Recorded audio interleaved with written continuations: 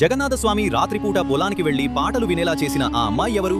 పూరిలో వంకాయలమ్ముకునే ఒక సాధారణ వ్యక్తి ఉండేవాడు. అతనికి అమాయకమైన నిశ్చలమైన ఒక కుమార్తె ఉండేది.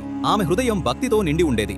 ఆమెకు సంత్ జయదేవ గోస్వామి రచించిన గీత గోవిందంలోని పాటలు ఎంతగానో ఇష్టం. వాటిని ఆమె రాత్రింబవళ్లు పాడుకుంటూ ఉండేది. ఆమె స్వరంలో ఎటువంటి శాస్త్రీయ లయలేదు, కానీ నేరుగా జగన్నాథుని హృదయాన్ని తాకే భక్తి మాధుర్యం అందులో ఉండేది. ఒక పౌర్ణమి రాత్రి ఆమె తండ్రి ఆమెను పిలిచి, అమ్మా, వెన్నెల వెలుతురుగా ఉంది, వెళ్లి వంకాయలు కోసుకురా, ఉదయం మార్కెట్కు తీసుకెళ్లాలి అని చెప్పాడు. నిద్రమత్తు కళ్లతో లేచిన ఆమె ముఖంపై అదే భక్తి గీతముంది. ఆమె పొలానికి చేరుకుని పాడుకుంటూ వంకాయలు కోయడం ప్రారంభించింది.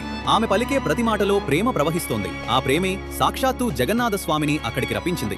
ఆయన తన దివ్య స్వరూపంతో ఆ పొలానికి చేరుకుని ప్రేమలో మునిగిపోయిన బాలుడిలా ఆ అమ్మాయి వెనుక నాట్యం చేస్తూ వెళ్లాడు. ఆయన పీతాంబరమంచులు వంకాయల ముళ్లకు చిక్కుకుంటూనే ఉన్నాయి. కానీ ఆయనకా ధ్యాస ఎక్కడుంది? భక్తి ఇరువైపులా ఉంది.